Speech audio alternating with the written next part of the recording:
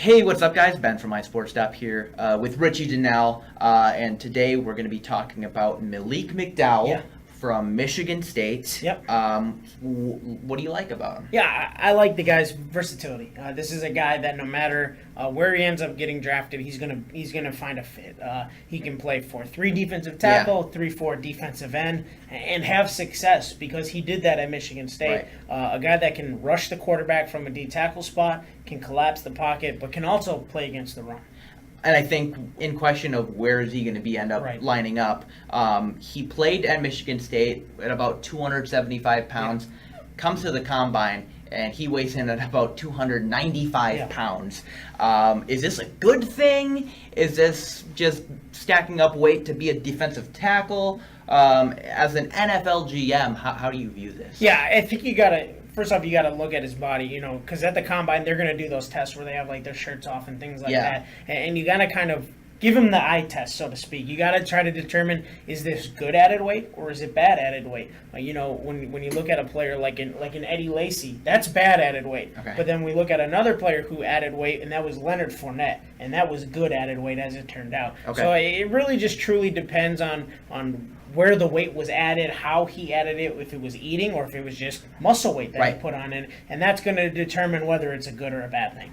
And good or bad, he has great pass rushing Yes. skills as a defensive tackle. We've seen him line up, against guards, against offensive tackles. Yeah. People try and put him, anywhere around the field, and he just seems to be a good football player. Yeah, this is a guy that going into the season was ranked as a top 5 possible pick.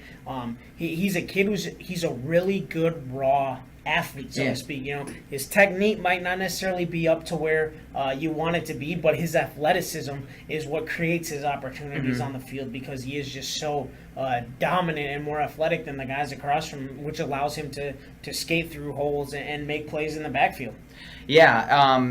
Now, another thing about him in the combine is apparently he did not interview very well. Right. Has maybe some personality issues. Is that a cause for concern? I mean, it truly depends. We didn't necessarily hear a whole lot about what those issues were. When it comes back to personality, you think about 2 guys. You think about, Brandon Marshall is a guy that they say has off-the-field issues, but really it's because he's an opinionated person and has a certain type of personality about himself. And another guy, Martellus Bennett, who's been pegged the same way. He could just be another one of those players who's very blunt, very forward, just gives it to you how it is and leaves it at that and doesn't necessarily have that bubbly, outgoing, friendly personality. And that could be a knock on him, but I mean, he is who he is, and in that case, if it's just a personality thing, you put him in the right locker room, and this kid's going to change your defense. Okay, so who do you have him compared to? Yeah, I have him compared to Gerald McCoy, another defensive tackle who can rush the passer, play against the run, line up all over the place if need be, and just has athletic ability about him that makes him better than the guys across from him. Yeah.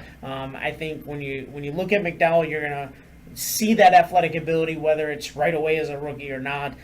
He's going to have that athletic superiority, and you're going to see his impact made as he's flying by quarterbacks and making plays in the backfield. Yeah, I have him compared to Justin Smith, and especially Justin Smith towards the end of his career when he was with the 49ers, playing in a 3-4 defense at defensive end, and he really helped out a guy like Aldon Smith, kind of pave the way and have double-digit sack seasons. Right. I think that's best case scenario for Malik McDowell. I think, with his added weight, he can eat up blockers and help out other guys. But at the same time, he can be a pretty effective pass rusher himself. Yeah, and what you're talking about with the added weight, even playing as a 3-4 defensive end, one of the things with a player of his size and his natural ability, even in the 3-4, could maybe move to a nose for a play or two and still be able to find success because they did it with him at Michigan State where they moved him all up and down that line of scrimmage. For sure. Now, he's such a polarizing player, especially at this point in the draft process. So where do you see him landing? Yeah, like I said, he was a top 5 talent coming into this year. You never know how it's going to go when scouts and GMs get turned off by personality.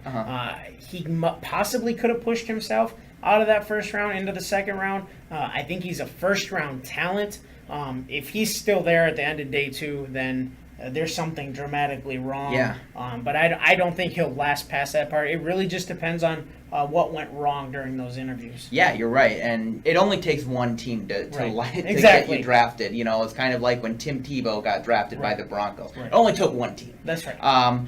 But I do think he's going to slide out of the first round into the second, and you know, kind of reminds me of a situation with another Michigan State defensive tackle, Jarrell Worthy, Yes. who slipped out of the first round and was projected a first-round pick throughout the entire draft process. But if McDowell kind of cleans up his act, per se, I think he could be a steal and could potentially be an extremely effective player in the NFL. No, yes, I completely agree with you, and you hit it right on the head. All right, guys, thank you so much for watching. Remember to subscribe to our YouTube channel and go to our website, mysportsapp.com, for more original videos.